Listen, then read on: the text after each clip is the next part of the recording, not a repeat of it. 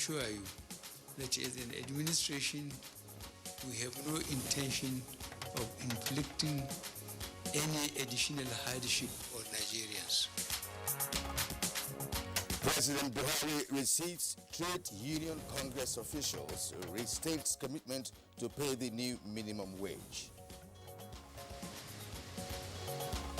Vice President Oshibajo inaugurates Micro, Small and Medium Enterprises Clinic in Kebbi State. The whole idea is that we want to provide funding for businesses at an accessible rate. World Bank to support implementation of proposed rural water supply and sanitation projects in Nigeria. The World Bank has graciously considered our request and is preparing a project in support of the PROSH program with an investment worth $350 million. And on Good Morning Nigeria today, we look at xenophobia in South Africa and the Nigerian returnees.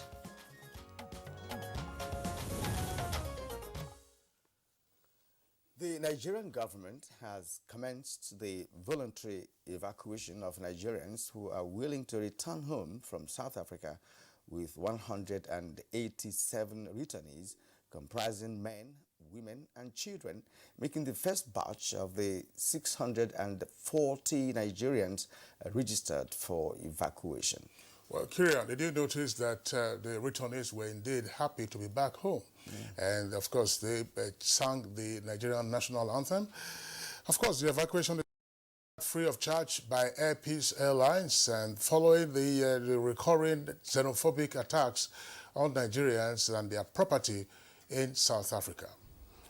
Now, yes, of course, you may recall that the voluntary evacuation of Nigerians from South Africa followed a directive from President Muhammadu Buhari as part of several action plans to protect Nigerians from renewed xenophobic attacks in the former apartheid nation. That's right, Kirian. President Buhari gave the evacuation order after receiving the report of the special envoy he dispatched to South Africa on account of the spate of attacks on Nigerians and other Africans by irate South Africans.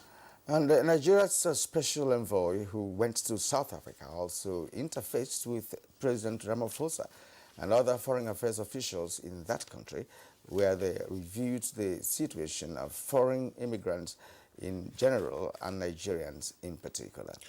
Well, in the meantime, President Buhari has instructed Nigeria's Minister of Foreign Affairs, Geoffrey Onyama, to continue to engage with appropriate authorities on the concrete measures the South African government is expected to take to stem the unfortunate resort to xenophobic attacks by South Africans. And given that Nigerians are known for traveling to so many countries around the globe, what lessons should Nigeria learn from the South African situation? What is the next step for those returnees from South Africa? What are the root causes of recurring xenophobic attacks in South Africa? And is permanent solution in sight? These are some of the questions that we hope our guests will prefer answers to on today's edition of Good Morning Nigeria. My name is Kirian Umayo. And I'm Kingsley Osadolo. I join my colleague Kirian in welcoming you to the program. We're broadcasting, as always, live on the network service of the Nigerian Television Authority. In the course of the program, we shall bring our traditional segments, and these, of course, include newspaper review, business, and others. For now, let's join Musbah Udan Wahab for the morning news. Good morning, Musbah. Very good morning, Kingsley and Kirian. This is the news. President Muhammadu Buhari says the federal government has no intention whatsoever to inflict additional hardship on Nigerians as it implements the next level agenda for the sustainable future of the country. Receiving in audience the newly elected executive members of the Trade Union Congress of Nigeria, the president restated commitment to paying the new minimum wage, as well as lifting millions of Nigerians out of poverty. I want to assure you that as an administration, we have no intention of inflicting any additional hardship on Nigerians. The federal government remains committed to paying the new minimum wage. Separately, President Muhammad Buhari has restated the unwavering commitment of the governing APC towards ensuring that Nigerians of all persuasions are not only catered for adequately but also given a true sense of belonging. This was why granting audience to the national, zonal, state and FCT women leaders of the All Progressives Congress APC on a solidarity visit. He said placing women, in particular in strategic positions of his government, like the financial sector, is to ensure effective management of the resources available and promotes a stronger sense of inclusiveness. And President Muhammad Buhari has described his victory at the Presidential Election Petition Tribunal as victory for Nigerians who trooped out to overwhelmingly elect him for a second term in office. The President, in a statement by his Special Advisor on Media and Publicity, Femi Adesina, dedicates the victory to God and Nigerians, while also commending the judiciary for dispensing justice without fear or favor. President Muhammad Buhari extends a hand of fellowship to those who had felt aggrieved at the outcome of the election and went to court, noting that it was within their democratic rights. He notes, however, that with the pronouncement of the judiciary, it is time for the country to move forward as one cohesive body, putting behind all bickering and potential distractions over an election in which Nigerians spoke clearly and resoundingly too. The President of the Senate, Ahmed Lawan, has congratulated President Muhammad Buhari and the All Progressives Congress APC on President's resounding victory at the Presidential Election Petition Court. In a statement, the Senate President says the judgment of the court has again put a judicial seal on the mandate given to the President by Nigerians. Similarly, the Speaker of the House of Representatives, Femi Gbajabiamila, has equally congratulated President Buhari for the victory at the court and applauded the Nigerian judiciary, especially members of the Presidential Election Petition Court, for doing its job without fear or favor. Governor of Niger State, Abubakar Sani Bello, that of Ogun, Dapo Abiodun, and Osun State Governor Boyega Oyetola have all joined other Nigerians identifying with the success of President Muhammad Buhari of Election Petition Court. The federal government says it is taking up measures that will lower the cost of locally made products and at the same time make it profitable to manufacturers. Vice President Yemi Osinbajo stated these are the launch of a national micro, small and medium enterprises clinic for viable enterprises in Benin Kebbi. The Vice President was received on arrival of the state by Governor Abubakar Atiku Bagudu, top government officials, and the Chairman Council of Chiefs, Mohammed Ilyasu Bashar, Emir of Gwandu. And at a price that is affordable and that can make profit for them. So we're here, as you know, with NAFDAC, with SOM, with all of the regulatory people. So they see for themselves what the issues are and why there's a need for us to have prices, especially costs of registration, at prices that make sense for the people. Education and employment in tourism dominated plenary of the ongoing 23rd United Nations World Tourism Organization's General Assembly holding in St. Petersburg, Russia. Our younger ones have developed a lot of tourism products using technology and using innovation. So we now need to match this software with the hardware. That is why we must continue to make Nigeria a tourism destination. You see, we must develop our hardware. In Bakum, Northern States Governors Forum has formally adopted the National Livestock Transformation Plan with a resolution to implement the entire roadmap of the plan in all member states. Chairman of the forum, Simon Bakola Long, disclosed this after an emergency meeting of the forum in Kaduna. expected that the plan would ensure resettling and addressing the dislocated populations in the key conflict zones to enable them become part of the agricultural modernization process. Many children are increasingly exposed to vulnerability and resultant exploitation, thereby making them susceptible to criminal activities. The National Wash Action Plan is set in motion as the World Bank has offered to support the implementation of a proposed sustainable rural water supply and sanitation project in Nigeria. Water Resources Minister Suleiman Adamu gave a cheering news in Abuja at the first National Stakeholders Consultation Workshop on Nigeria Rural Wash Project. The World Bank has graciously considered our request and is preparing a project in support of the PRESH program with an investment worth $350 million to deliver sustainable and safe water sanitation to millions of Nigerians and to support our efforts to end open defecation. Programs that we support are not going to be aimed at reaching thousands. They have to reach millions to make a difference. That's the news beat of Good Morning Nigeria. Thanks a lot for watching it. More will come your way in the course of the day. Wait for the discussion on the developing story of xenophobic attacks in South Africa. Kirian and Kinsley will be back. Good morning.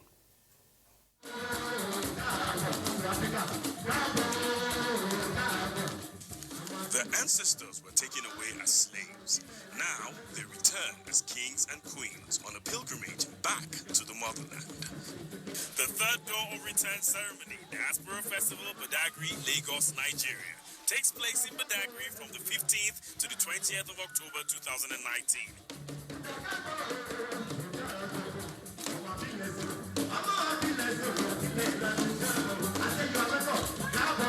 For details on participation and sponsorship, contact the following. Website adore.ng. The African Door of Return Experience. Don't miss it.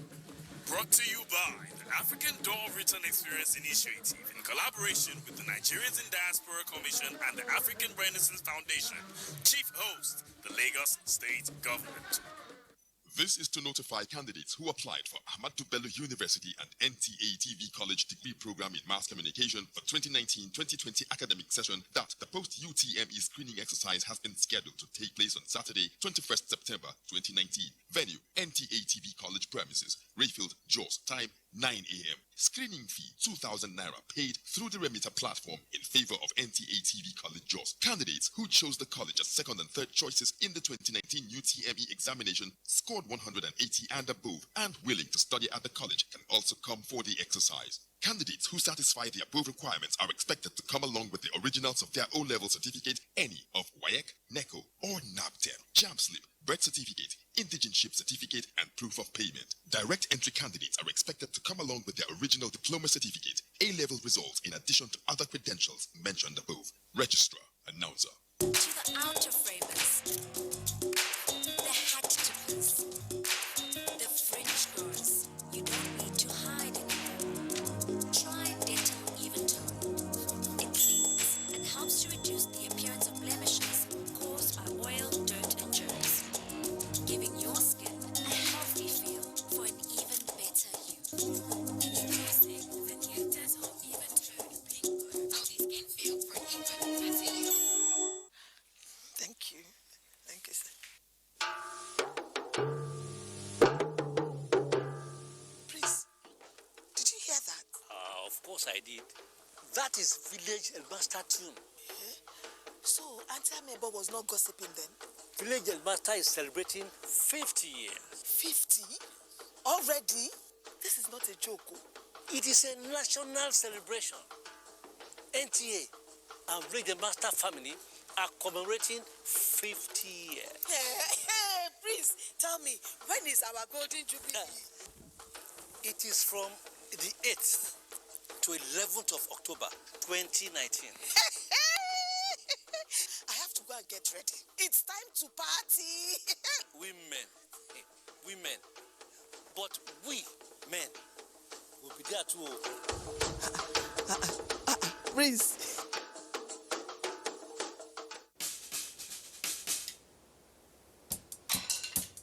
Son, being good at something requires strength. It requires pushing yourself. It requires putting in more.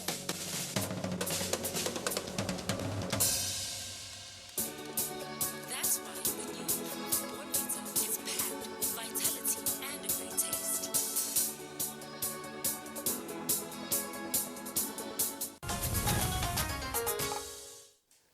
This is Good Morning Nigeria. We thank you for staying with us. Now let's go business. Stakeholders in Nigeria's business environment advocate renewed efforts towards reviving trade relations with Russia in view of the forthcoming Russia-Africa Economic Forum 2019. Details on business news with Jimobi Watanaji. To further attract foreign direct investment into the country and enhance trade ties between Nigeria and Russia, this roundtable is made up of strategists, business owners, government and non-government agencies who are tinkering on Nigeria's position at the forthcoming Russia-Africa Economic Forum in October this year. Questions bordering on revisiting Nigeria-Russia trade relations and fostering favorable business environment between the two countries were answered. There had been good business relationship between Russia and Nigeria since the 1960s, and we're looking at the possibilities of reigniting this relationship towards a win-win situation business-wise. We'll collectively get involved in as citizens of the country to find ways that we can actually develop ourselves through partnership, through friendship with all the neighboring countries and for the West as well. So I think it's a good initiative that the Chamber of Commerce decided to do this and bring us all on board. Meanwhile, Nigeria's merchandise trade significantly increased by 4.42% compared to first quarter of 2019, with total value of 15.43% at half part of the year, higher than that of 2018. The total value of exports increased by 1.34%, whereas the value of exports for the first half of the year fell by 1% against first half of 2018. These are the major products imported and exported in the second quarter of the year.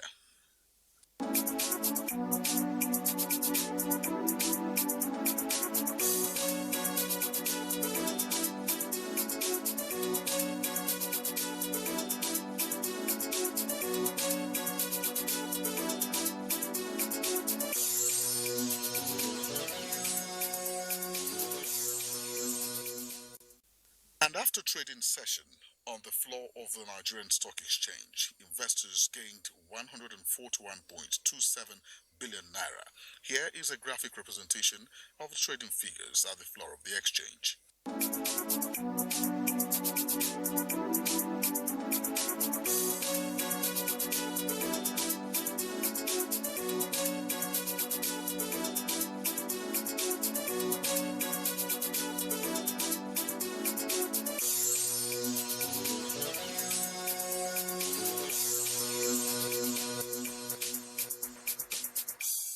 With business news, I'm Chimobi Watanaji. Thank you very much, Chimobi, for the business package. Up next for us, we'll take a look at the papers we have this moment.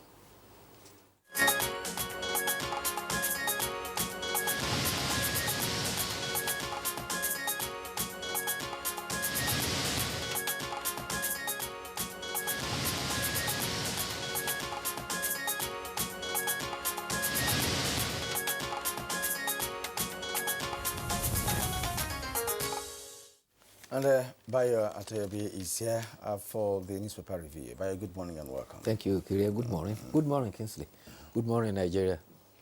Yeah.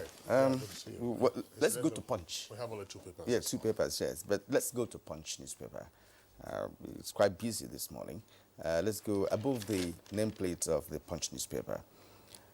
Government to block 9 million pre-registered SIM cards. It's on page 25. Now, Federal government resumes evacuation Sunday, resolves South African immigration hitches, is on page 9. Northern governors meet, back federal government's national livestock plan. It's page 18 is where you get the details of this story. Now, deploy women soldiers to fight insecurity. That's according to Aisha Buhari. Yeah, details on page 9. And now, federal government has approved $5.3 billion Ibadan Kano rail project, says Minister of Transportation Amechi. It's on page 28. VAT hike. Senate panel summons Finance Minister Fola. You can get that on page 12. Now, poll judgment. That's the lead story this morning. APC mocks PDP, says Atiku can't win at World Cup. It's on page 2. With a rider, many PDP governors visit Buhari at night, says Wike. Now, let's go to the bottom of the Punch newspaper this morning. It's after the picture story there.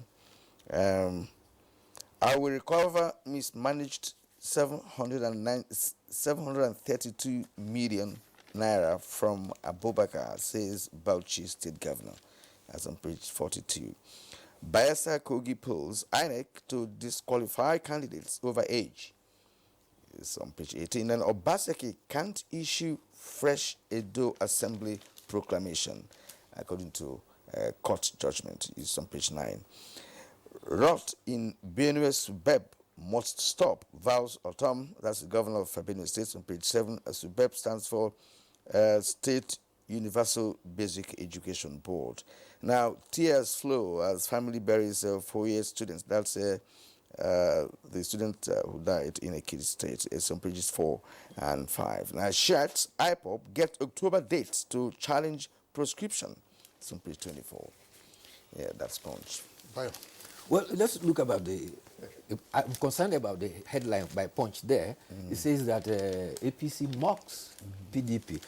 I think that is against the spirit which the president has always advocated. In victory, you have to be humble and magnanimous. Meanwhile, there have been congratulations to Mr. President.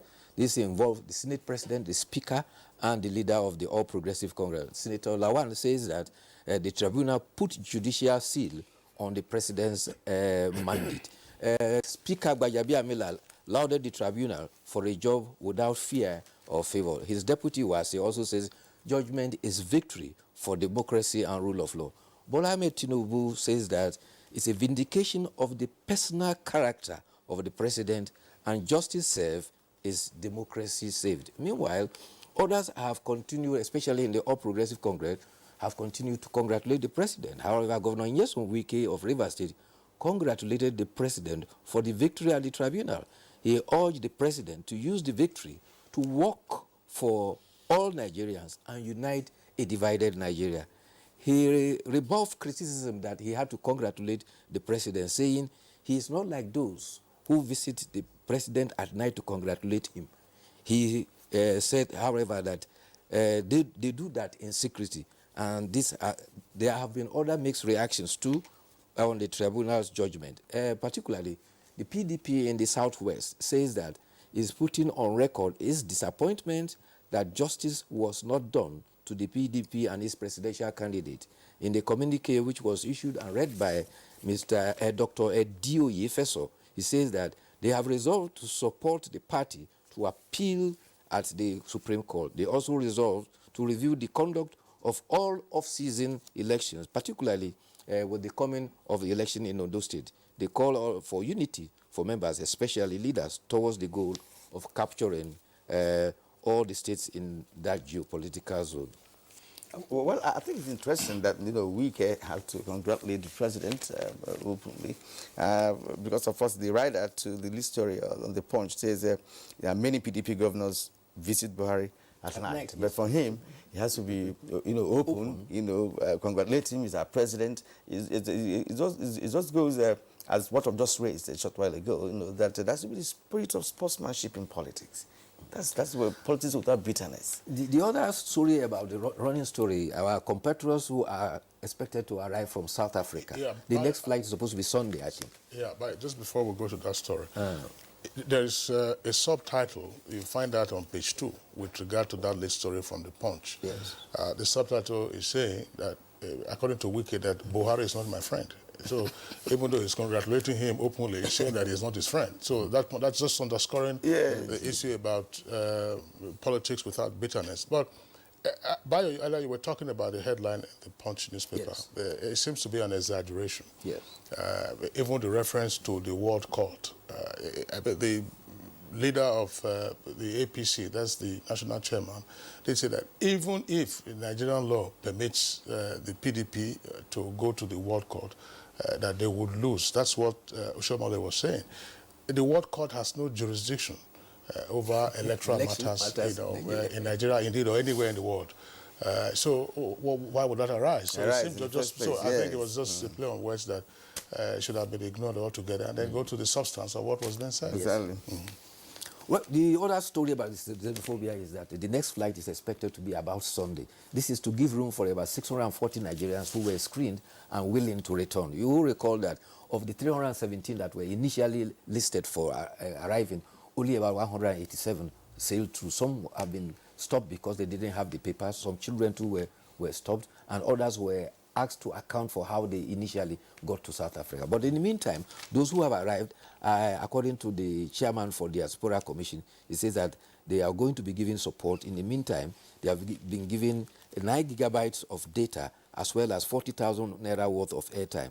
Those interested will be given small trade and business assistance to start small trade and businesses by soft loans from the Bank of Industry. He says that the program of returning will also be put in place so that subsequently all those who have registered, when they come home, they will find a means of livelihood through government support program. Talking about rulings from the court, the National Assembly Election Petition Tribunal has dismissed the petition of Senator Godswill Akpabio, but it was a 2-to-1 split decision. The chairman of the tribunal, Justice Akambi, and Justice Ebetu dismissed the petition and upheld the election of Senator Christopher Ekpeyong. However, in a minority judgment, Justice S. Tahir upheld Akpabio's petition and announced the nullification of Senator Ekpeyong's victory. Senator Godswill Akpabio has indicated that he will appeal that judgment at the Supreme Court, at the Court of Appeal. Akpabio is incumbent Minister of Niger Delta Affairs.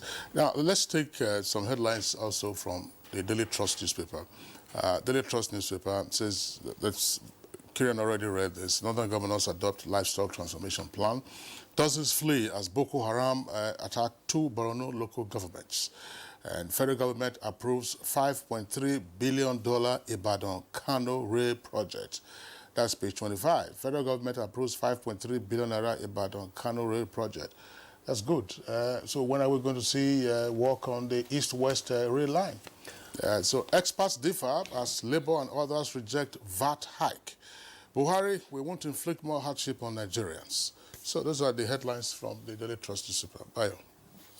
Well, talking about the National Livestock Transformation Plan, Governor Simon Lalong, who is the chairman of the Northern Governors Forum, says that at the meeting they have decided that the livestock plan will be embraced by all the states in northern Nigeria.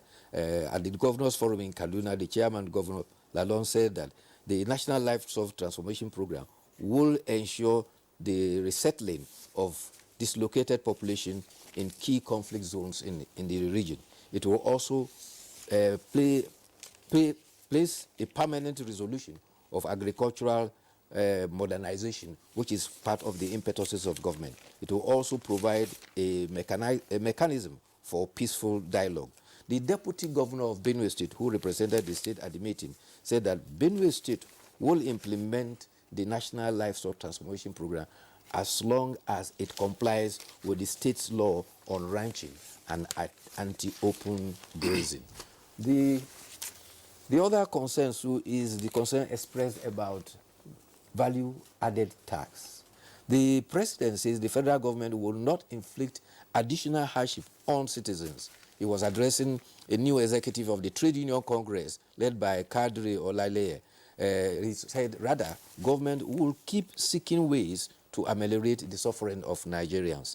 The TUC leaders call on the president to avoid increase in pump price, to pay the minimum wage, and also focus on poverty reduction as well as increase internally generated revenue. And the president says all these problems are interconnected. And for instance, lack of power and a long delay in depletion in the infrastructure are all part of the challenges. On the other hand, the Nigerian Labour Congress as well as Nigerian Employers Consultative Association have rejected the 7.2% increase in value-added tax.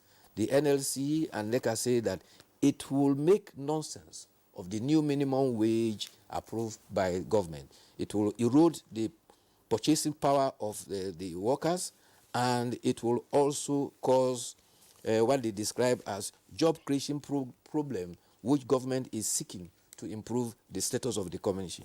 The Director General of NECA, Timothy Olawale, says that the timing is wrong and that the consequences are that it will be a reduction of purchasing power of citizens, it will increase the prices of goods and services, and will also raise inflation rate and further impoverish the economy. Okay, well, in fact, of course, the Federal Executive Council has given its approval, but there has to be legislative intervention, by way of amendment to the Act itself. And until that is done, there remains 5% as we have it. And incidentally, the federal government gets actually the smallest portion of VAT collected nationwide. Yes. The subnational entities actually receive more. They receive a hefty percentage of VAT. Yeah, it's also interesting that the National Assembly has also invited the finance minister, for further explanation of that, because he talked about intervention by the National Assembly, which is very important here, because of course the Labour has raised their concern, as well as many Nigerians in different quarters have also said, look, this might be counterproductive, if we go on with the decrease 7.5% from 5% to 7.2. To 7.2. It is a big dilemma. Why? Federal governments expect that they will generate about 2 trillion from the increased VAT, and that will go a long way to improve the status of the economy. On the other hand, it has the consequences of impoverishing the people, the workers particularly, that government is concerned about to uplift their... So, for instance, for the minimum wage, it looks as if you are giving a new minimum wage with one hand and taking it away with value-added tax. Just before we go, Bayo, there's the photograph, Kirian, you have it, the front page photograph of the Punch newspaper. You can see there, these are men of what you refer to as civil defense, who've been converted to agro rangers. You see them there. Now, I think that there should be some concern. Let's face it, we know that this is part of the measure that has been adopted to ensure that the bandits, who are hiding in the forests and terrorizing farmers, do not have any space within which to operate. But if you say they are agro rangers, exactly who are they? What kind of training do they have? These are men, you see them already, they have arms. I hope they don't become hunters and they finish off, where wildlife they have in the forest. Each time you are coming back from patrol, you come back with game. Before you know it, the conservationists will then be crying that we no longer have animals in the forest. You have park rangers who are specialists in that particular regard. Then you also have forestry specialists, the rangers, the forest rangers, as we knew them in the past, or forest guards, as they were known in the past. So it is to be expected that they will get the requisite training of do's and don'ts while you are serving as an agro ranger. Not that you have a gun now, and then every time, it's one bushmeat after the other. No, and then you finish up the you cannot avoid the bushmeat aspect of that. But what is important, as you have said, is that, look, they should receive the requisite training that they need to function efficiently and effectively. Now, in the southeast of Nigeria, the governors have actually started doing that. But what is pertinent is training and understanding, so that they don't go and use the arms negatively. That is very important. But as Kingsley said, if the space where the bandits operate is occupied, by people who are working for the society, then it's going to be difficult for people to go into massive kidnapping as we have had it. I think the intention of the agro rangers is to serve as a buffer between the herders-farmers clashes, which is causing problem. And quite like Kingsley pointed out, we used to have rangers before. Presently, they are only restricted to the game reserves that we have to protect the animals. Therefore, if you are having agro rangers, they are not supposed to use their guns for bushmeat, but they are supposed to help protect the interface between herders and farmers. And they were mainly extracted from the Nigerian Civil Defense Corps. Well, and if you look at their mandate also to support police for internal security, to protect government property, pipelines and other things from being vandalized. And so I think because it's new, we're all having apprehensions, but gradually they will be properly directed. I've said it because of Cross River. Yes. You know, Cross River is rich in flora and fauna. Yes. Fauna will mean bushmeat and all that stuff. Okay. Thank you for being around. Thank you too. I see you on Monday. I hope you enjoy your weekend. Thank you. All right. It's Good Morning Nigeria, still on the network service of the NTA. We're taking a short break now. When we return, we'll be discussing the returnees from South Africa on the heels of the xenophobic attacks.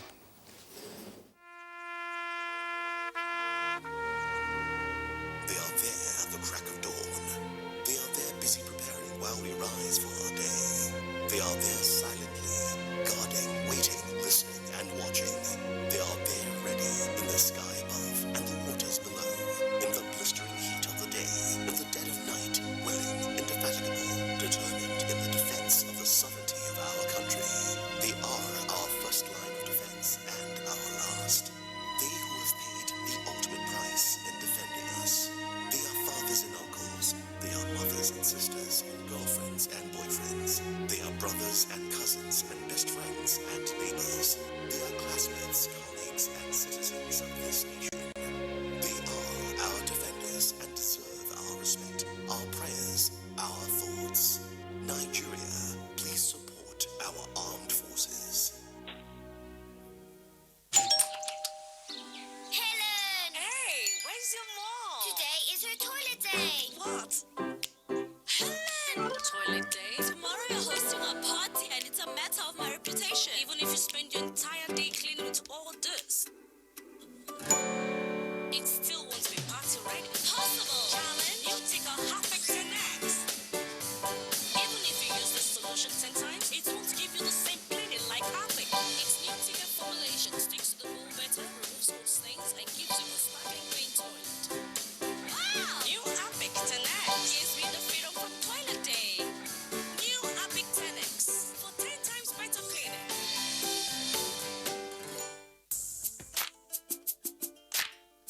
It is here again. The NTA ETV Annual Expo is here again. This time, it is the 13th edition. 2019 has as its theme, promoting unity and innovations in youths as agents of change through science and arts. It promises to be captivating as youths across the nation showcase their unique skills and innovations in science and arts, make new friends, and showcase their rich cultural heritage. Join us at the NTA Headquarters Arena, Area 11, Garki, Abuja, from Sunday, 28th October to Thursday, 24th October, 2019. For more information, participation, and sponsorship, please call these numbers.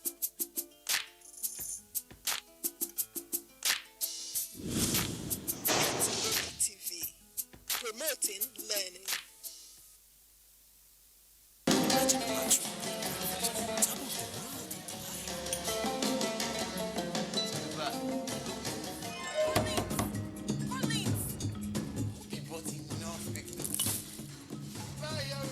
To be one of the 20 lucky people to enjoy a peak breakfast in Dubai, buy peak milk and collect your scratch card to redeem your instant win. Fill your details and return. Everyone's a winner, so keep on buying your peak milk and keep winning. Valid while stocks last. Reach for your peak. Have you heard of African Documentary Festival Foundation? Oh, come on. Well, let me tell you, diversity of thought and culture and religion and ideas can be the strength of the nation. As we speak, African Documentary Festival Foundation is calling for a 3 to 5 minutes documentary challenge to commemorate the 59th Nigerian Independence Day. Our strength in University, retelling the Nigerian story, a partnership for peaceful coexistence and economic growth. Hey, make sure you submit your entries at www.afidff.org on or before 20th September 2019. Note, screening and award of prizes on both Universal Health Coverage and Unity Project will be carried out on the same day, 26 September 2019. Venue National Center for Women Development, Banquet Hall, Central Business District, Abuja. Time 10 a.m. prompt, supported by the Nigerian Television Authority. And we thank you for staying with us. To kickstart our conversation this morning, correspondent Aisha Ubali went to the streets of Abuja to sample people's opinion on Nigerians who voluntarily returned from South Africa because of xenophobic attacks.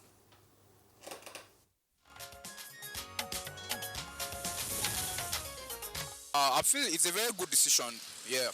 But I feel the federal government will not be doing enough if what they are doing is just telling them to return. I feel they should tell them to return, compensate them, and again, the federal government should do something for South Africans to know what they have done is not good, because we have not really seen what the federal government the step they have taken to go against or to attack the. I'm not saying they should be violent, but at least let them know what they have done is very wrong, because the South Africans now they have not seen our reactions. Breaking the ShopRite and destroying the MTN offices are not enough to get back to them. So I feel we should take bold steps. Do Nigerian government has a camping place where they are coming to, or they are just returning to Nigeria for nothing? Because if you're taking people out of their businesses and their job to another place, some of Nigerians who are there, they are like based there. So if they are coming back here, maybe they won't have where to go and they won't have money to start up a business. So is Nigerian government willing to support them to start up a little business who they can be feeding their families with, or is it willing to provide a house or a camping place for them where they can stay? These are the questions you ask before thinking of evacuating people back. But actually, since it's a diplomatic breach, they should engage diplomatically with the South African government to know the step forward, because since we are from the African countries, we can stay wherever you want. Wherever you want in the world, you can go and stay if you have the papers, if you enter the country through the right process. If they are willing to come back home, fine. Federal government decision is good for them, they will come. And for those people that still want to stay behind, I believe with time there will be resolution over the xenophobia attack. It's actually nice that the government is trying to help out, but then there is always a problem in it. Like, will the government be able to provide accommodation for them? Because them coming back, they don't have anywhere to stay. And if the government is willing to provide free acquisition for them, then yes, it is okay for them to return. On the earlier debate, I think if there is any opportunity for them to come back, it's better they should come back to their home, to their country home. Okay. And we pray, may God Almighty Allah provide peace for them there and we too here in Nigeria. This xenophobia attacks have been going on in South Africa since 2016, and over 100 Nigerians have been killed. So I think it's a good decision. Even though it's coming late, it's still a good decision. And secondly, I just wonder, we're complaining about racism, but how can the whites love us when we don't even love ourselves? How can we be killing our own people? We are all one. Nigeria has made a good decision by telling our Nigerians to come back. Others are still in South Africa who are contemplating, who are hesitating coming back. I feel they should come back anyway.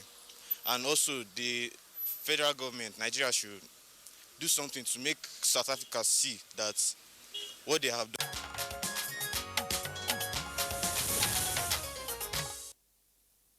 All right, those were some Nigerians there speaking on the voluntary evacuation of Nigerians from South Africa. The first batch, of course, arrived a couple of days ago at the Murtala Mohammed Airport in Lagos. Now we have guests with us here in the Abuja studios at our Lagos Network Center, but also the guests who will be joining us via Skype from Johannesburg in South Africa. First, let's welcome Ambassador Dauda Danladi. He's Nigeria's former ambassador to Pakistan.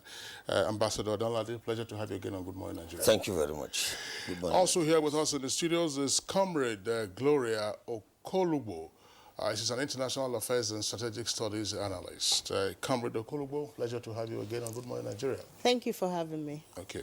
And here with us in the studios, I would like to welcome Mr. Alan Onyema. He is, of course, proprietor of Air Peace Airlines, which is ferrying the Nigerian returnees from South Africa. Mr. Onyema, pleasure to have you with us on Good Morning Nigeria. Thank you very much. Okay. And Kirian, we are expecting one of the returnees to join us from our Lagos Network Center. Exactly. Yeah, but the guest who is there now is Tobe Obieno. Obieno. And Tobe Obieno is actually the program director of Nigerians in the Diaspora Commission. Tobe, you are welcome to Good Morning Nigeria. Thank you very much. Good morning, Nigeria. Right, and from Johannesburg, South Africa, via Skype is Godwin Adama. That's Nigeria's Consul General in South Africa. You're welcome to the program. You're welcome. Thank you. All right, and we're going to begin with you because you're on ground in South Africa. Evacuation commenced last week successfully, but we also hear that there are hiccups here and there, in terms of getting Nigerians who are willing to leave South Africa to get a proper documentation for the evacuation. And let us know if there are other logistic challenges, in South Africa with respect to the number of over 600 that declared interest in returning voluntarily to Nigeria. What is the current situation? Yeah, good morning. The current situation with regard to the evacuation is such that we have had a successful operation on Wednesday.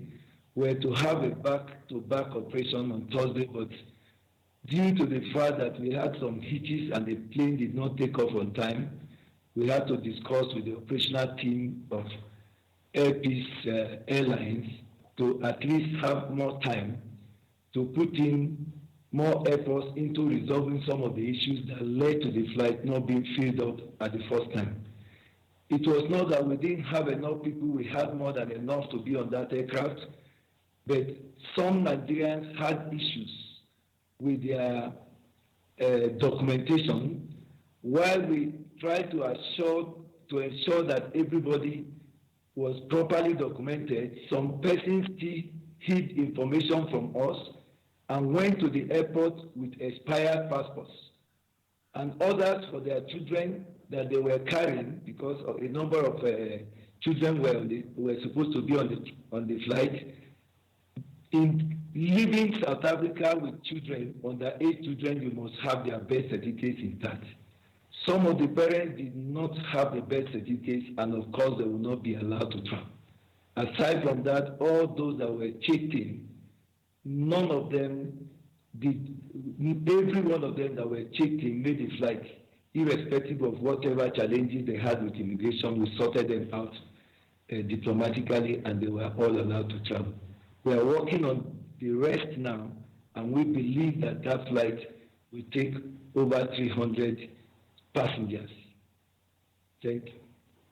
All right, but still with you, Mr. Adama, give us a sense of the mood of the Nigerians who are awaiting evacuation.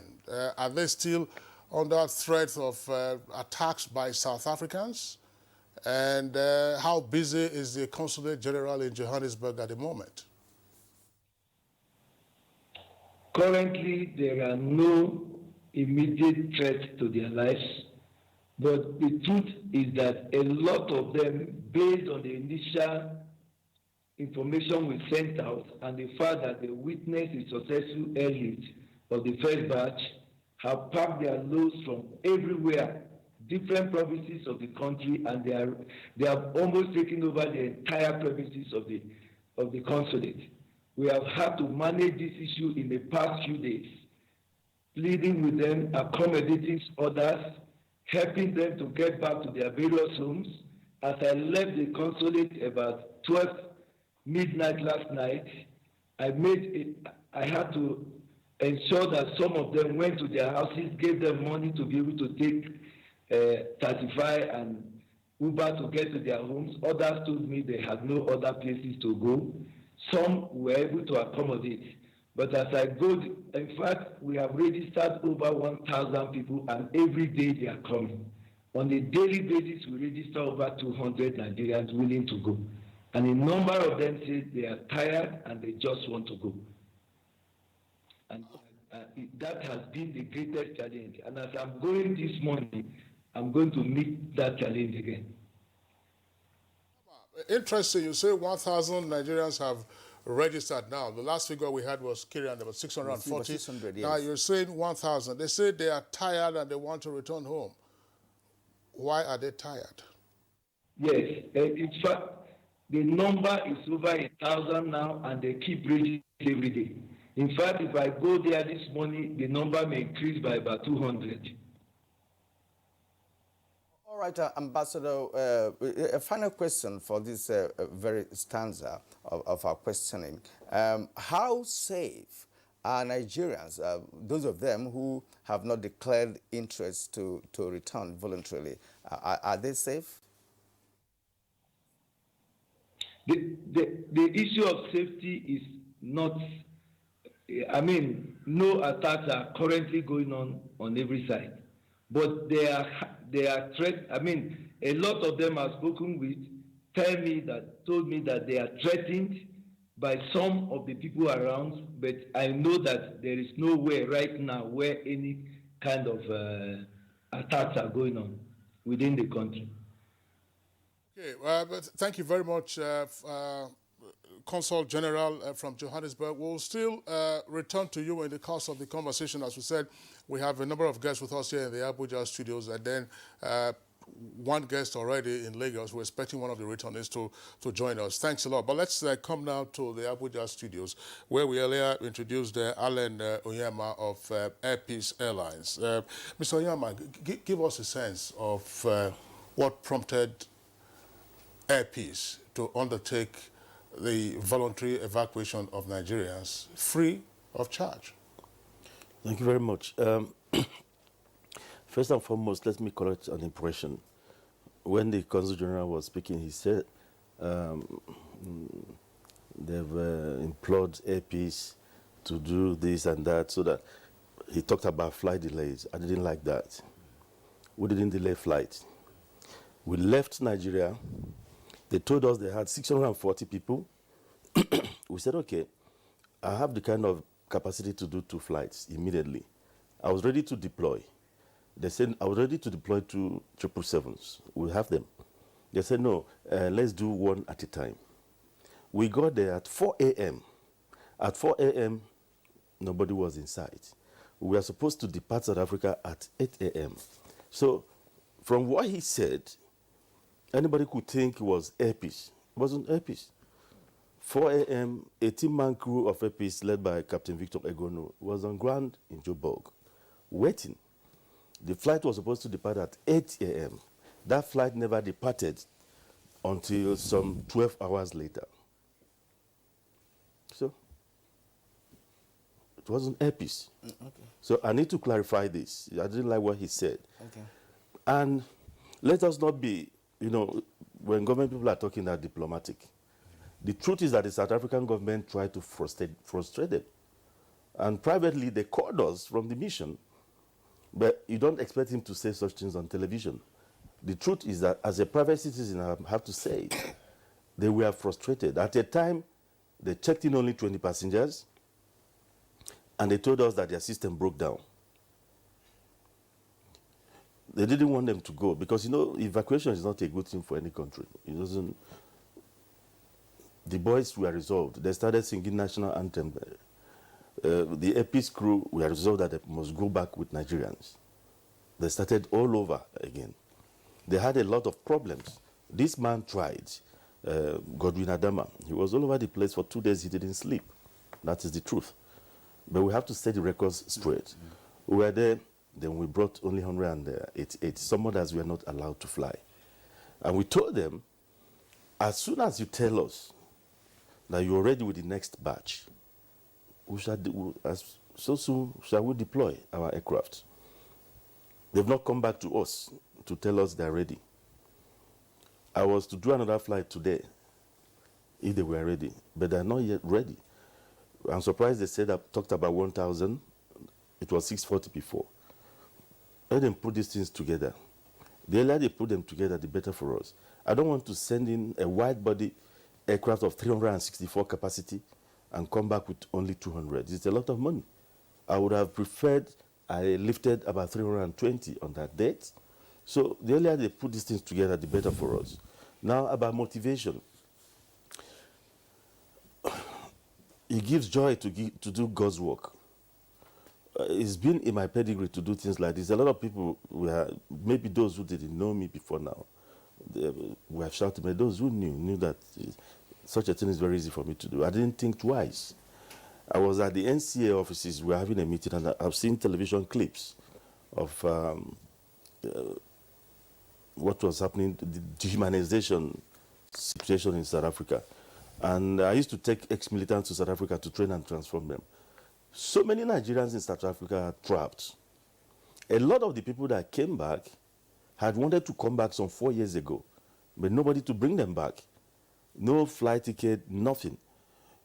If you go to Bloemfontein, if you go to Hebrew, part of South Africa, Johannesburg, you as a visiting Nigerian person, they'll be hanging around you. The moment you finish eating, somebody will come and take the remnants on your plate. It's as bad as that. So what I did immediately, I didn't even think twice. I said, look, the best thing to do, instead of losing more lives, officially we are told nobody died. Some of the people that came on my flight had no parents. Their fathers didn't come with them.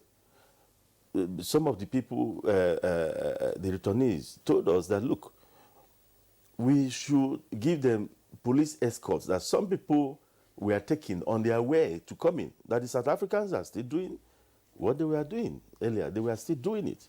And they were even telling us to please send an aircraft direct to Cape Town, because the journey from Cape Town to Joburg will be very dangerous for them. The imminent danger is still there. And when you see clips of what South Africans are still saying after the evacuation, you will know. If your foreign minister comes out to say that the whole country are full of drug pushers, then you can understand the tacit, covert support of the official side. So the motivation there was to save our people, to do something that others will look at and say, okay, this is going to bond the country. So I decided to call the foreign affairs minister. I said, look, I want to evacuate Nigerians, and I want to do it free of charge. I said, you know about the financial cost? I said, yes, APIS will bear it. I'm not going to go to my grave with my bank account. I'm not going to go to my grave with my wallet, but I'll go to my grave peacefully with the legacies I leave behind. So it's not something difficult for one to do, for one's country. Yeah. And let me say this. It's not about Allen Oyema. The Air Peace crew, both flight crew and cabin crew and the onboard engineers led by Captain Victor Egwenu, refused to be paid allowance. They left Nigeria as at 8 o'clock the previous day. They were at the Nigerian airport. And they left Nigerian airport 11:30 and landed Joburg about 4:30 in the morning. And they stood up for 24 hours for their country.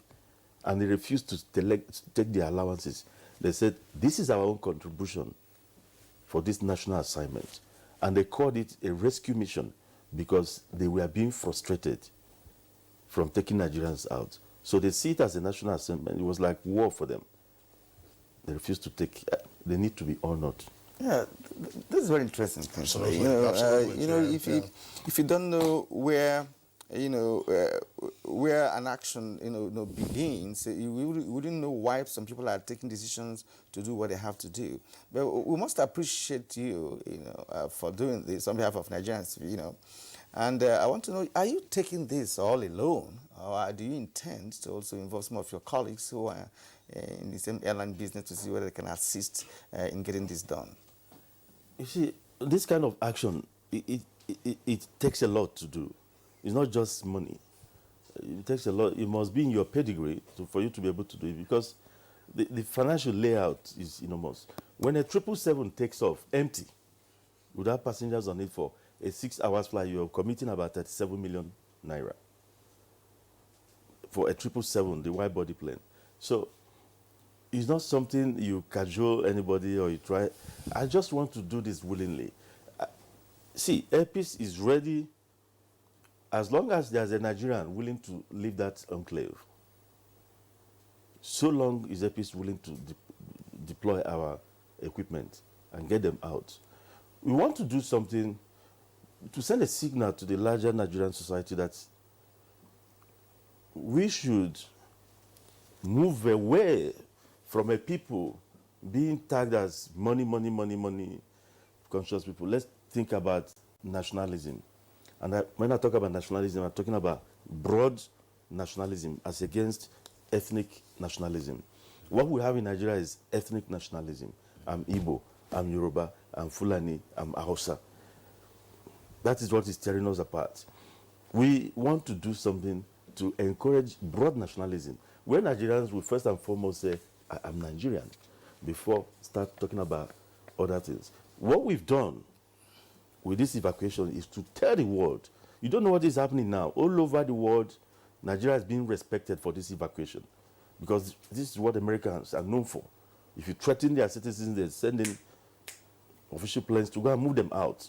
So we've been able to tell the world that nobody breaks Nigerians. Now, we may have our differences within, but nobody can bend the resolve of Nigerians to be together. All right, Mr. Allen Oyama, thank you very much. Kieran, in corporate governance, this is a key aspect of it related to corporate social responsibility. I mean, it's an airline responding promptly to the distress of Nigerians. And to hear what we have heard from the Airpeace chieftain is indicative of the real distress that Nigerians were facing. Yeah. So let's bring in now Ambassador Danladi. Ambassador Danladi, I mean, there are diplomatic perspectives to all of this, just as well that Mr. Allen Oyama of Airpeace has given an indication as to what transpired. I mean, the attempts by the immigration officers, to frustrate the exit of Nigerians. Give us a sense of your appreciation of what is happening. Well, I think I will first of all start by joining millions of Nigerians to welcome back our brothers and sisters from South Africa. And we look forward to also receiving the remaining Nigerians. In the same vein, I want to also seize this opportunity to quickly commend the federal government for a decisive action by sending a high-level delegation to South Africa. Nigeria, if you recall back I think a year ago, Nigerians were distressed in Libya, and it quickly swung into action, and about 6,000 Nigerians were evacuated. I want to seize this opportunity to also appreciate and commend Airpeace management. This is a true display of patriotism, and this should be emulated by all Nigerians. And I want to commend them and pray that they will grow from strength to strength. Now, having said this, within the diplomatic norms, when you talk about xenophobia, you have to look at what does the UN Charter says. The UN Declaration states that everybody has the right to free movement and to reside in any state within the borders of that state. It went further to state that every citizen has the right to leave any country, including his own country, and to return back without let or hindrance. Going forward, at the regional level, organizations such as ECOWAS, SADC, the South African Development Community, COMESA, the Arab Maghreb Union, have all endorsed the UN Charter for free movement of persons, goods and services in order to develop the economies of their region. Now, it is truly mind-boggling that in the 21st century, when Africans have taken the mantle of uniting Africa through the recently signed Africa Continental Trade, that trade agreement endorses and encourages the promotion of free movement of people, goods, services, labor, and capital. That agreement is an agreement that will generate, looking at the population of Africa, about 1.2 billion people. It is expected that it will generate about 6.7 trillion by the year 2030. In addition, the Free Continental Trade Agreement that was signed by all member states of the African Union is expected to grow the economy by about 33%, which means it will reduce Africa's trade deficit by half. Furthermore, when it is fully implemented, it is expected that tariffs will be eliminated, and the gains that will accrue from the elimination of tariff is about 16.1 billion, which should be used for welfare to African countries to promote development. Now, the xenophobic attack that was launched is quite unfortunate, because African countries that have struggled to end the minority government in South Africa, which was led by Nigeria, today these nationals of these African countries are being attacked in South Africa. Nigeria is far away from South Africa, but Nigeria was considered as a front-line country in the fight against the end of apartheid in South Africa. Not only South Africa, but Southern Africa. I'm talking about Angola, Mozambique, Zimbabwe. Now, Nigeria went further to provide sanctuary to ANC leaders in Nigeria. They provided them with funds. Green Nigerian passport was given to ANC leaders so that they can travel abroad to propagate and mobilize support towards ending the repressive regime in South Africa. So it is mind-boggling that African nationals that have contributed to ending apartheid, which gave rise to the boost of South African economy because sanctions were lifted, and of course South Africa became the largest recipient of foreign direct investment that encouraged migration, manpower into South Africa to develop the South African economy. Now, it is unthinkable that despite these contributions that South Africa has allowed, if I may target miscreants and hoodlums, to dictate the foreign policy pace with respect to people's movement in contravention of all the charters in South Africa. It's quite unfortunate. But xenophobia in the larger context could be regarded as a distraction. It distracts the leading giant economies of Africa, Nigeria and South Africa. Other African countries look up to these countries to lead in the fight against the eradication of poverty, to lead in the eradication of illiteracy, to fight corruption, and thank God President Muhammad Buhari today is the chairperson of the fight against corruption in Africa. Professor Danladi, we'll return to you, and because you have raised a number of very pertinent issues with respect to this conversation. And one of such is the issue of relationship in terms of signing charters and agreements and all of that as a continent. I want to come to Comrade Gloria Okolobo here now. In terms of relationship that has existed between Nigeria and South Africa over the years, even before the apartheid regime was dismantled. And the story of xenophobic attack has become a development that, of course, boggled the mind of not just Nigerians, but Africans, because this is affecting also other African nationals living in South Africa.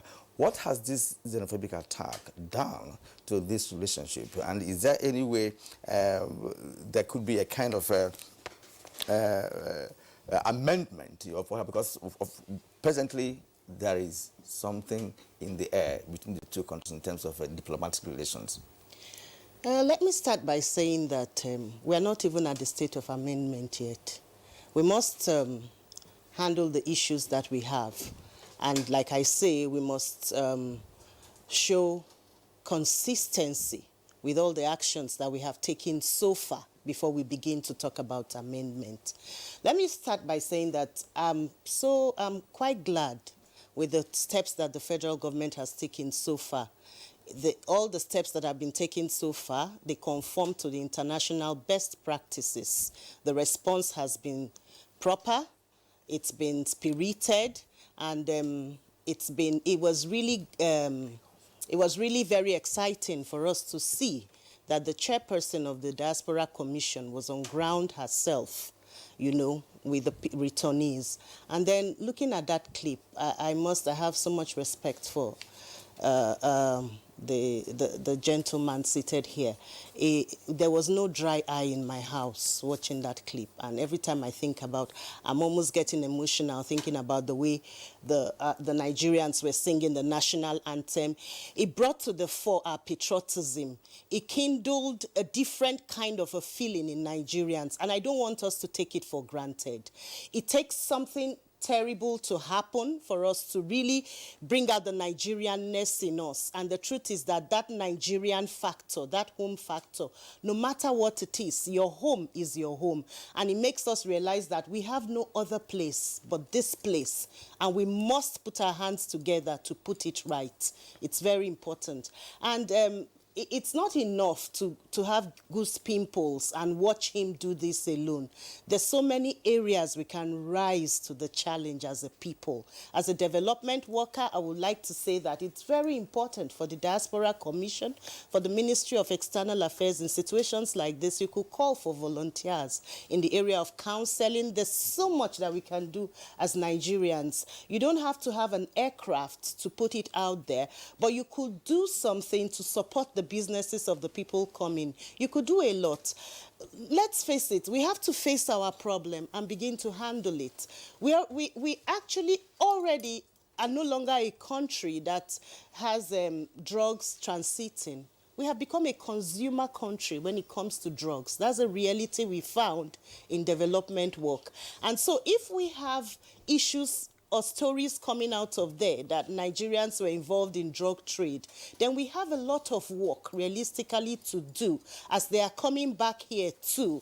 We have a lot of work to do while we are integrating them back here so that we don't also have a multiplier effect here. We have the opportunity because they are identified now, and so we can reach them, we can rehabilitate, we can resettle. So it's a whole process that needs a lot of expertise and a lot of work needs to be done. Now, having said that, I wasn't very happy with Mr. Adama when he said that there's no threat, you know, right now. What we are seeing on social media does not call for that kind of diplomatic language. He's covered by diplomatic immunity. He's there and he is not, nobody can touch him right now. And so he should be able to come out and speak forthrightly about what is going on. But have you verified the social media clips? Okay, let's be honest. There are lots of things that are going around that is fake news. So let's establish that. But aside from the social media clips themselves, we have watched South Africans. I would rather watch the South Africans themselves. So we have seen South Africans, some of them who are married to Nigerians. We have had, I'm a development worker right now. And so we have had interactions. I've been on xenophobia matter for upwards of 9 years. I said that before. This has been going on for about a decade, about 10 years. And we've been treating it with kids' gloves. And it has taken this administration to take these decisive steps. And we must keep up the tempo. This is not the time to begin to talk about, taking it easy. It's beautiful, and I'm so proud and I'm so happy that we're able to move and evacuate our citizens, And even if they say if it's one person, like he says, that is still ready to come back, we should do all we can, and I'm so grateful that we can do all we can. It helps our dignity so much that we can do all we can to bring them here. And I see a number of them, sorry, let me just round up with this. I see a number of them a few of them covering their faces. I think they should come into Nigeria dignified. They have no need to cover their faces. They have no need to cover their faces. And for those of them that statistics show that they're involved in crime or wrong papers, the agreements say you deport them, except you catch them in a particular crime and you want to prosecute them. If they're ready to now go, the normal thing is that if they didn't have their papers, you deport them out of your country. So they are ready to go. So they should not harass them for being ready to go. All right, Comrade Okolubo, thank you very much. I mean, the point you just made there, amongst several others, and including the remarks by the other guests, that's a very valid one. The returnees, they are not criminals. I mean, that has to be settled. There is no indication that the returnees are criminals. There is no reason why any returnee should feel ashamed to say that you were living in another country before, now you are coming back. This is where your umbilical cord is buried, so you should feel proud coming here, as some persons have indicated. Now, we earlier introduced the program director of the Diaspora Commission, who is with us from our Lagos Network studios. His name is Tobe Obieno. Mr. Obieno, you've listened to the comments being expressed, but the commission was on ground at Murtala Mohammed Airport to welcome back the returnees. Tell us what has happened to the returnees since they came in 48 hours or so ago? In Nigeria. Firstly, the returnees came into the airport at about 9:35 on Wednesday, September 11th, and we received about 187 of them, 157 of which were adults and 30 were kids. On arrival, they were being briefed by my boss, Honorable Abike Dabiri-Erewa, who is the chairman CEO of Nigerians in Diaspora Commission, and shortly after the briefing, they were given a meal pack. They were given food to eat. And immediately after that, we gave them SIM cards. They had SIM cards that were preloaded with about 40,000 naira airtime and 9 gig of data that would last them for at least 2 months. And also the Bank of Industry representatives were on ground to also brief them and have also offered to give them a line of credit, saying that after their needs have been accessed and those who are interested in doing trade and small businesses, they will be given a line of credit. So we got the phone numbers immediately upon registration of them, the returnees.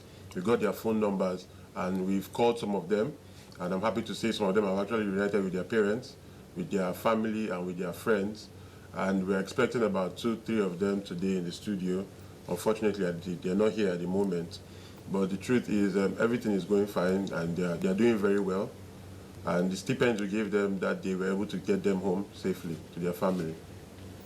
Okay, to be still staying with you, I take it that you've personally met some of the returnees on Wednesday. Well, I'd like you to share with us your experience with them. Were you able to speak to any of them? Are they dampened in spirit? Some, as our guests here indicated, they were covering their faces and what have you. What is their mood?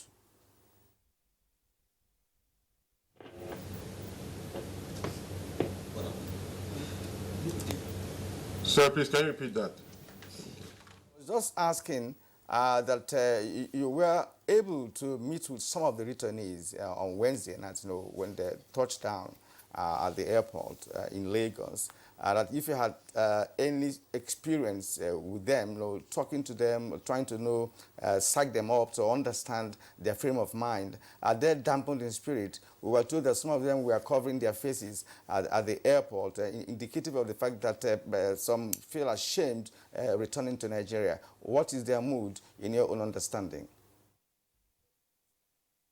From what I noticed, most of them were actually covering their faces because the lights were so much on them, and then it was night, and obviously they've been tired and they needed to rest. But they were very, very expressive, and they expressed sadness, but they also expressed happiness that we were on ground to receive them home, receive them like kings and queens that came back into the country. Well, I'm sure if you listen to Comrade Okolobo, who is with us here in the studios, she, among other things, made a recommendation for next steps. In other words, she's called for volunteers to assist your commission. She's also called for, counselors and perhaps, persons who can lend a helping hand, philanthropists such as Alan Oyema and APCA have done. What does the commission intend to do with these returnees? They've gone back to their families. Is that all? There's ought to be, as has been indicated, a process of managing their re-entry back into the Nigerian society. Is that on your cards? Shortly after they arrived, the Bank of Industry staff were on ground to brief them and also mention that their needs are going to be assessed.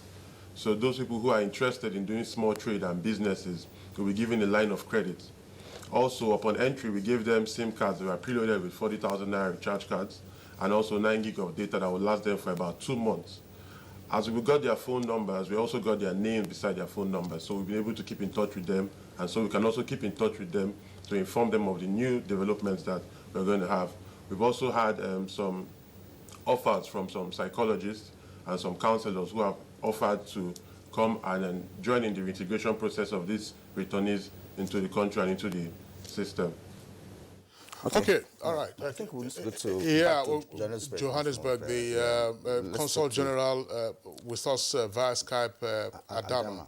All right, Mr. Adama, you've listened to other guests in the studio here, and of course, the man from the commission who just spoke a short while ago from Lagos, and a number of issues have been raised, particularly by Alan Oyema, who's the proprietor of Peace Airlines, who are also offering assistance in all of this. But I know that you have a huge job in your hands presently, considering frustrations, logistic challenges, and what have you, as the number of Nigerians who have indicated interest to return have increased tremendously from 600 or something to 1,000. Now, how are you going to cope with this? Peace Air has said that, look, at any given time, that a number of Nigerians or whatever amount of people who have gathered with intention to leave South Africa, that APC is prepared to leave them any day, any time. What are the assurances that your office in South Africa will be able to handle the rest of the logistics that are required to bring back other Nigerians who want to return? Well, yeah, thank you. Well, I listened to Barrister Alan Oyema, whom I've been in touch with. I was first connected to him by my minister, His Excellency Geoffrey Oyema, and we got talking, and he also connected me to his operational team on ground, and we commend the preparation, the preparation of this operation. It has been a very long time. In fact, I want to thank Barrister Alan Oyema for this bold initiative. It's easy, and I believe even the entire country here, Nigerians are full of great emotions and patriotism just for what this man has done among so many millions of Nigerians. It was a great task. Like he mentioned, we faced a lot of obstacles in the process of boarding. And at every stage, myself and my team, even including the defense advisor, Commodore Mustafa, and Mr. Bay, we faced a lot of, but at every point, we were able to overcome. And when we reached the last point, where they needed to, for the last boarding gate, the police set up a a team to be able to take the crime biometrics of every Nigerian. And at that stage, they called me and I rejected it, that was against all known international best practices on immigration. On immigration, that there was nowhere in the world that you cross immigration and you meet another obstacle. And that, at the end of it, we all agreed that none of them would take any biometrics at that stage. And that was what led them, immediately that was resolved, they all rose up and began to sing the national anthem. And it was the entire airport, it dumbfounded every South African, to the extent that the boarding took only 10 minutes from that point, and they were all out. They made everything free.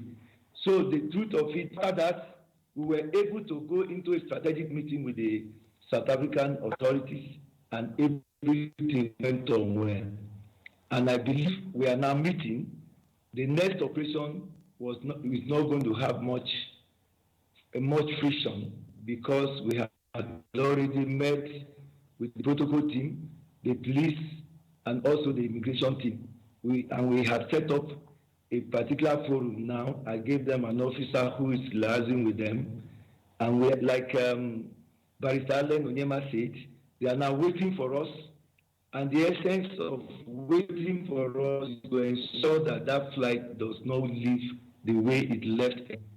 I really appreciate what happened, and of course the losses, that extra losses that was what the airline experienced, not caused by the immigration facilities on ground. I don't think that will be the case again. We have finished our manifest, but we are now going to interview everyone one by one to ensure that you will be on that flight. We are making sure that all the necessary papers, the emergency travel certificates, and their passports will be in place. To ensure, initially we even made arrangements at the mission. We had about 5 buses, about 7 buses we rented, luxurious buses, to ensure that all of them were taken with their luggages and everything, and we are making further arrangements to do that. I believe that the next operation will be very successful, and I really want to commend the team and the federal government for taking this bold initiative. The Air Peace Airline is making the next operation. I'm also aware, because my minister has assured me, that after we conclude that operation, I should get him the total number of Nigerians still waiting to be evacuated. And then he was going to make another arrangement with NEMA to continue with the operations. Nigerians are willing to go, and like Barrister Allen Onyema said, this particular operation, evacuation, has given us a very great name in South Africa. I received calls from everywhere. In fact, at the stage, they were telling me what I could do to halt this operation. But I said there was nothing to be done. These people are going willingly. And the first process of their movement now is by private individual. And it is after that is done that we could think of any other one. I believe that they are in high spirits. They want to go. I interact with them on a daily basis. In fact, when I get to the mission now, I'm going to continue to address them. They want, once I told them, I even told some of them, when you are going, they are going to cancel, they may cancel your residence. Some say they don't even care. They are going never to return back. They have had a wonderful experience, and to answer what one of the participants said, I am not saying that there is no threat. What I did say is that at the moment there is no attack that is going on, and that is the situation on ground. That does not mean that there could not be a threat of attack tomorrow. But as of now, no attack is going on. But Nigerians still feel very threatened, and they want to leave.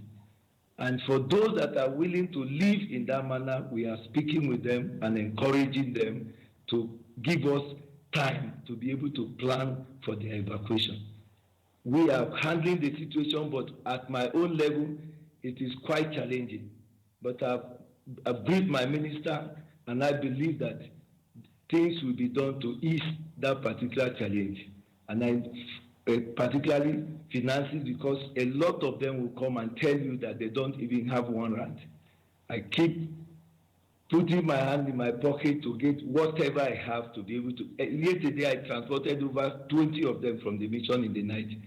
And I told them they didn't need to stay here like refugees, because we are not refugees. We are very respectable people.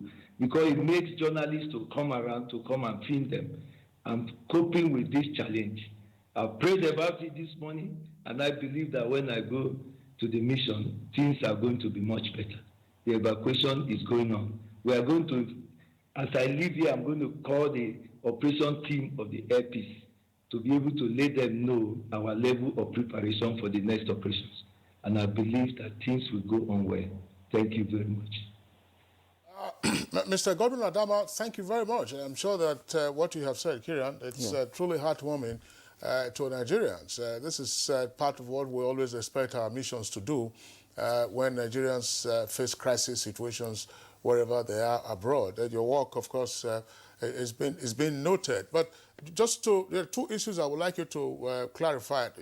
You've indicated that you are in contact with officials of Air Peace. We have read this morning in the papers that the next evacuation might be on Sunday. We'd like you to clarify that. But I'm sure that in terms of your contacts with Air Peace, they would know what time to take off from here and then be on ground to evacuate those Nigerians. That's one leg of the question. Second leg is as follows.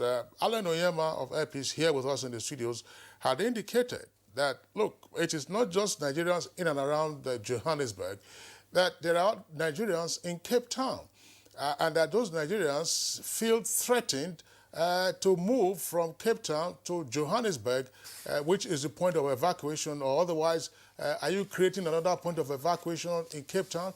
Because the distance from Cape Town to Johannesburg is nearly 1,400 kilometers. And of course, you will need at least 13, 15 hours, depending on your speed, to cover that distance. And along the route, some of it through the Free State area, Free State province, the Nigerians say they are not feeling comfortable. What is the mission doing with this situation? Yes, a number of Nigerians have also moved from these areas that you are talking about. It's about 2 hours flight from Johannesburg to Cape Town. But yesterday I accommodated almost 5 or 6 of Nigerians that have come from Cape Town, because some of them are already on ground from Eastern Cape, from Western Cape, and from many other places. But we are discouraging them to at least remain at such places for now until we make further arrangements to be able to evacuate them, because they are creating more challenges for me when they move down with their luggages and come to the mission. And that is what we are experiencing currently. I've met with a number of community leaders, and I've asked that they try to assist me to plead with them to remain on ground, and we are going to be giving them information. All you need to do is to come fill the form and necessary details at the mission, and we put them into the database immediately. And as it continues, we'll be able to send that information to them. Currently, we are not setting up any operational areas in Cape Town for now. It will depend on arrangements that come after the airline operations have been finalized. And but Nigerians are really eager to go. And I've seen the level of some of them that have come forward. They don't have any reason even to be here. We need to do everything possible to evacuate them out of this place. It will solve problem for Nigeria. It will also solve problem on whatever challenges we are facing on ground. And I want to encourage other Nigerians. This morning, right from yesterday, a particular ministry, Omega Fire Ministries, sent me a text message. I've spoken with a pastor here this morning, and he said what he has seen done by a Nigerian, they also want to do something little. They have offered to at least 20 Nigerians who are distressed in South Africa, and I've asked them to send in a letter of intent for that to enable me brief my minister and gave the necessary directives to allow them to commence that. If that comes, that will be very good, because at least it will help 20 others. People are desperate and ready to move, and I'm still understanding with them. In fact, in the airport that day, the 187 Nigerians that left that airport that day because of the number of hours and the several children, I fed every one of them at the airport. And they were so happy with that, because I know that I could not leave them at a certain stage when the children started crying. We are ready to go on with this operation, but we need interventions and assistance from home. Thank you. All right, thank you very much indeed, Mr. Adama. We wish you well in all your undertakings, especially within this period of evacuation that the nation is embarking upon. Gentlemen and ladies, it's been a very healthy conversation on this issue of xenophobia. But I would like us also, if we have time to do that, to also look at the reasons why our people leave for South Africa, for instance. Onyema just told us now that many are trapped and stranded. Some of them could have returned some 4 years ago, but because they can't afford to do that, they remain in South Africa. And when you are in a place without having genuine business or legitimate engagement, of course, you find yourself engaging in what you didn't bargain for in the first instance. So that may form part of what we'll be discussing when we return from this short break. You are watching Good Morning Nigeria. We will come back in just a moment. Digital studio equipment is a critical aspect of modern television that requires special skills for their operation and maintenance. These skills define the content and output of television and are acquired only through professional training and experience. NTA TV College JOS is organizing a special 4-week intensive course on digital studio equipment maintenance for engineers and technical officers in public and private television stations. The course will equip participants with modern techniques, technologies, and skills for effective and efficient operation and maintenance of digital studio equipment. Also, a special 4-week course on intermediate photojournalism and photography will run simultaneously. It is an essential course for photojournalists, photographers, public relations, and information officers to upscale their skills and capacities in photojournalism. Participants will be equipped with modern skills in photo editing, studio, and outdoor lighting, and more in just a few weeks. The venue for both courses is the serene and secure environment of NTA TV College near Old Government House, Rayfield, Jos. Date 16 September to 11th October 2019. Course fee 100,000 naira only per participant. Accommodation inclusive. For more inquiries, please call 0803-314-4383 or 0806-980-9807. NTA TV College Jos, training you to be the best you want to be.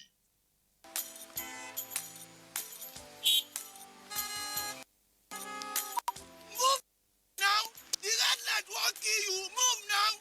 To the disobey traffic law, they cause accidents. Me, I don't talk, say, I no go dey do am again, because change begins with me.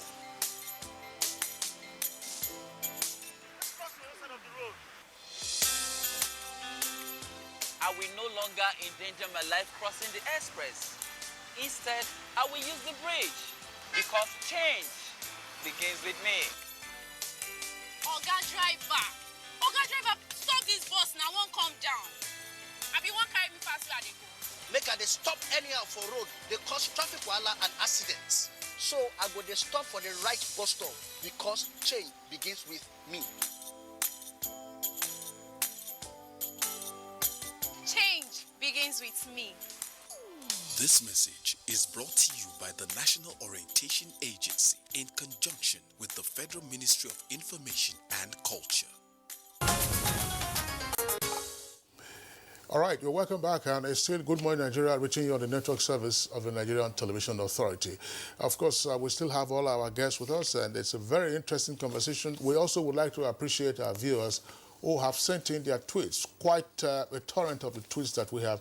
Kieran, I hope we're able to plot the tweets. But before we take the tweets, you were going to prompt Alan Onyema to respond, because something you said, and it was a bit shocking, that some Nigerians are trapped in South Africa and they are now tramps. What do we know about, the challenge of some of them exiting South Africa, finding that they are trapped already in that environment? It's very huge. You see, first and foremost, I want Nigerians to also appreciate the person of the Consul General, in the Nigerian High Commission in South Africa, Godwin Adama. These boys came in unison and told me that I should tell the Commander-in-Chief and the President of the Federal Republic, President Muhammad Buhari, that Godwin Adama should be honored. This man, for 1 week, never had any respite. He was on the phone, working the phones with us, working with the boys, brought himself down. He didn't tell you all he did. He was practically sleeping and waking up with them on the floor. These boys told us as much.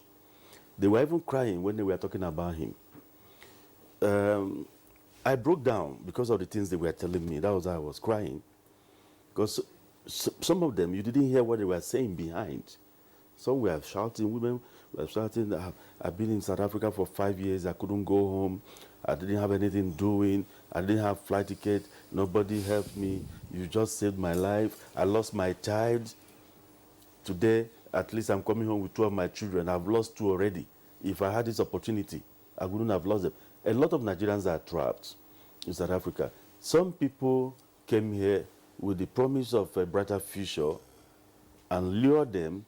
Those people were only interested in the fees they get for visas, to help visa facilitation, and they move people.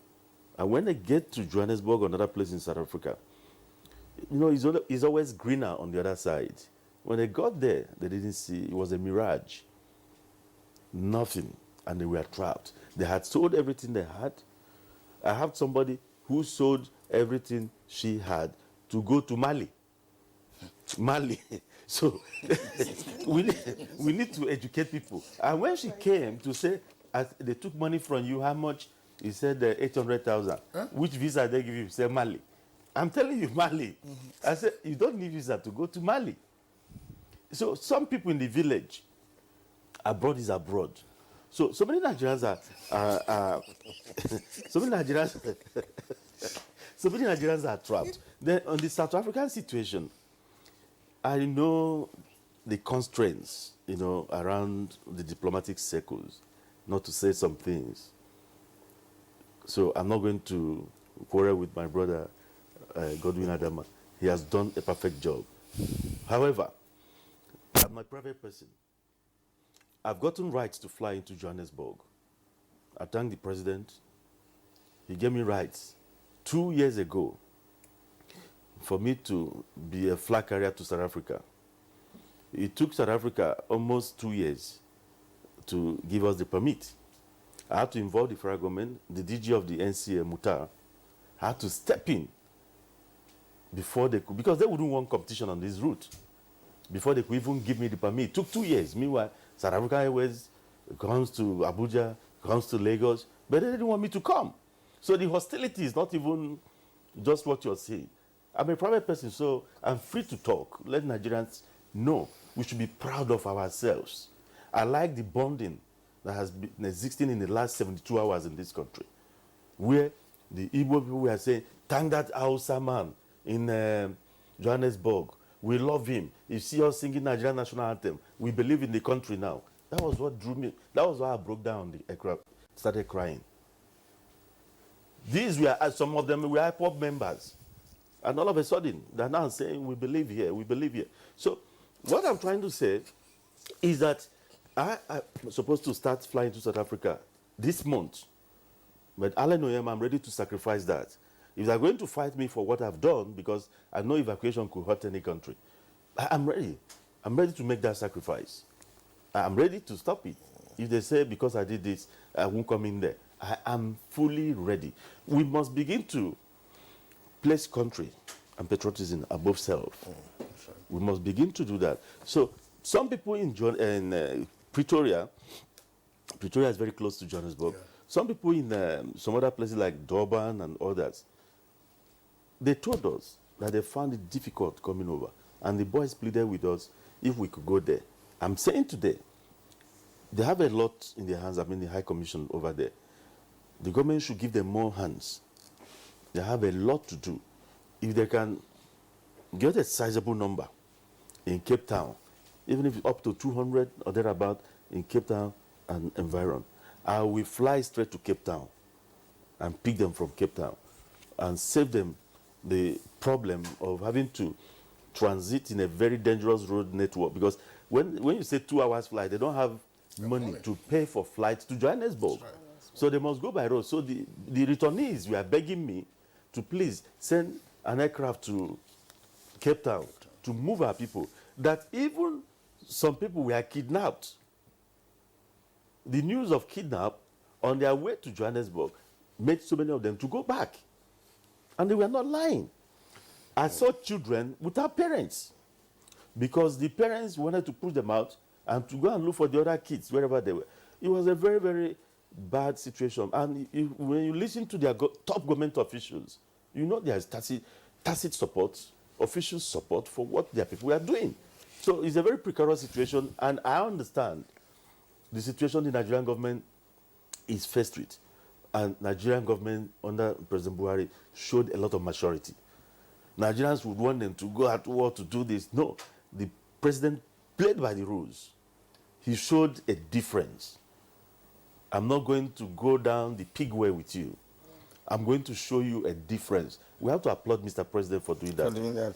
All right, thank you, Ambassador Donladi. Yes, I just want to add on the issue of Nigerians that are trapped in South Africa. You see, a continent that has 1.2 billion people, and out of that population, 60% are youth. This 60%, they are under the ages of 25 years. Now, due to conflicts, due to lack of employment opportunities in some African countries, due to lack of prospects, these youth migrate in droves, and most of them to South Africa, and they become prey to drug traffickers and to human traffickers, and at times they are forced into slavery. Now, this brings to the fore the need for the mission and the Diaspora Commission to take the necessary steps to identify these Nigerians that are trapped. Because most of them don't have travel documents. Most of them are there illegally. So they should try and identify these people, arrange travel document, ETC documents for them, so that these people can really come out of slavery and out of bondage and join the mainstream. Now, I just want to quickly add that Nigerians, we should be very proud of ourselves because right now, and our Consul General can confirm, there are 700 men and women Zimbabweans, including 200 children that are trapped in shelter, awaiting repatriation. And there are many other African nationals trapped in South Africa that don't know their fate. So in the case of Nigeria, I think we have demonstrated that we are a leader in the African continent, and a strong signal has already been sent to South Africa. Okay, thank you, Ambassador. We are beginning to see different perspectives to this issue. You can see in South Africa, there are a lot of things that are unknown that are being revealed, through this program based on what Mr. Onyema has submitted. All right. As we told you earlier, Nigerians are beginning to respond to this conversation by way of tweets, and we have a litany of them here. Let's begin with Apostle Stanley. Our government should try as much as possible to do things which will make her citizens to trust, believe, and hope in him, and put certain measures to curb the menace of unemployment. All right, Mike Anyanko tweets, Nigerian returnees must be adequately settled by various governments to enable them re-enter seamlessly into the society. Federal government should collate the properties and investments lost by our brothers and sisters for the purpose of payment of compensation by the South African government. Their return may negatively add to the two most evils of unemployment and poverty bedeviling Nigerians, but positively we save them from the inhuman act, and also the federal government should sue the South African government here in Nigeria demanding for compensation for the losses. Festus Akimboyewa, now one thing is certain, and it is that South Africa and South Africans are now facing a choice: be poorer and have fewer foreigners, or remain open and be prosperous. Nigerian returnees from South Africa must be adequately resettled, and strong action must be taken against South Africa to discourage that country from spreading xenophobia, racism, and hatred to elsewhere on the continent. Akejo Labaju, many of these returnees must be suffering from cognitive and distorted thoughts. It would be manifested more among those that have spent years and already settled there as home. We really need psychologists to treat them on exposure therapy before they can be fully integrated. Now, Tayo Akerele tweets, best they returned home. The others who are due to return should do so. Now, this one is quite long, but let me take a paragraph. There, Jack Solomon, how will African government show the political will to stop killings of black foreigners in their country and ensure that there are consequences for the dastardly actions when those that are supposed to impose such sanctions as deterrent are the promoters of xenophobia in South Africa? Titus Monday Doc tweets, now, I say we are waiting to also see the level of assistance that South African companies operating in Nigeria will play in assisting the Nigerian returnees. Apartheid freedom fighters are wailing in their graves. All right, Alexandra says, like to tweet you were mentioned. What did he say? Okay. Now, the owner of Air Peace, who, like the Good Samaritan, sent his plane to evacuate Nigerians from South Africa free of charge to escape being harmed in xenophobic attacks. Hope people who own private jets in Nigeria will follow his laudable achievement. Adelakun Emmanuel, I plead that the Nigerian government should make Nigeria livable for all so that other nations can come to Nigeria. All right, Gidado Lawal Liko, well, it is a good idea to give returnees loan through BOI, that's a Bank of Industry, but what proactive measure do we have to take as a country so that our citizens would not attempt to leave the country for greener pastures? There are no greener pastures out there. Onyema was telling us abroad is not abroad. Abroad. Okay, Utulo Sunday, there is no place like home.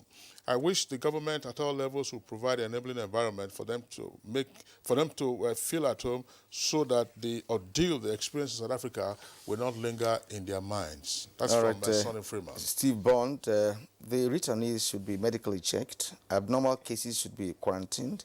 They should be given scholarships at our universities, and most especially moderately financed. The 10,000 naira I had of is too small. That's a starting point, by the way. Onoye Victor says, who is watching NTA GMN? I recommend the daily program to patriotic Nigerians who seek enlightenment, balanced and better information on topical issues. Thank you very much for your comments. Good Morning Nigeria, of course, is the leading breakfast program on the Nigerian television scene. Exactly. And Chris Simeon, federal government has done so much by providing the returnees with soft loan and accommodation. God bless Nigeria. No place like home. They are welcome. I urge them to embrace moral and ethical behaviors. Cecilia Okoroman, I'm proud of Air Peace for their magnanimity in flying back Nigerians from South Africa. Other corporate bodies should emulate them. All right, Abdul, well, it's long. The government must, as a matter of urgency, undergo researches as to find out the root causes of the xenophobic attacks. Now, this is from Sani Michael Amakoji. It says, I wonder what would have become of South Africa today if the rest of Africa did not help them to fight apartheid. Yeah, I can say, Steve Bond has that. I mean, that's the one that you already took earlier. We have actually exhausted the time available to us this morning. And at this point, it's necessary that we appreciate all our guests who made it possible for us to do justice to this very topic, very important topic. And first of all, let's start by appreciating Alin Onyema, who's the proprietor of AP's Airlines. We thank you on behalf of Nigerians for what you're doing. Some have also mentioned that in the tweets here. It's a great job you're doing. Thank you very much for also being part of Good Morning Nigeria today. Thank you. And Well, in Lagos, we have Tobe Obienu. Tobe is a program director, Nigerians in Diaspora Commission. Thank you so much. Thank you so much for being there in Lagos studio for us this morning. And, of course, Comrade Gloria Okolubo, it's, of course, international relations analyst and development worker. It's been a pleasure hearing from you this morning. Thank you so much. Okay, just to add that we're expecting some of the returnees in our Lagos studios. Unfortunately, they couldn't join us for this conversation. But we do hope, going forward, if we're able to get them, we could have them in our Lagos Network Center or wherever they might be available for them to tell us, again, what their real-life experiences were in South Africa.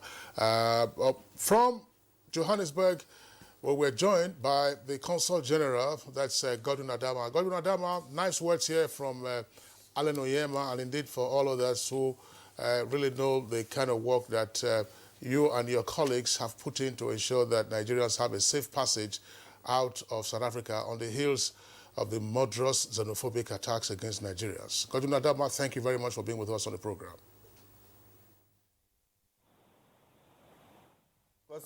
As we speak, there are more Nigerians, this younger generation, who are also planning to leave Nigeria. Well, that's part of the point that has just been made. Why spend 800,000 naira to go to Mali?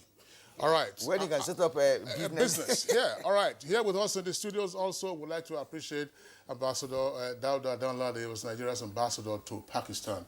Ambassador, pleasure always having you with us in the studios. Alan Oyema, we've already appreciated you.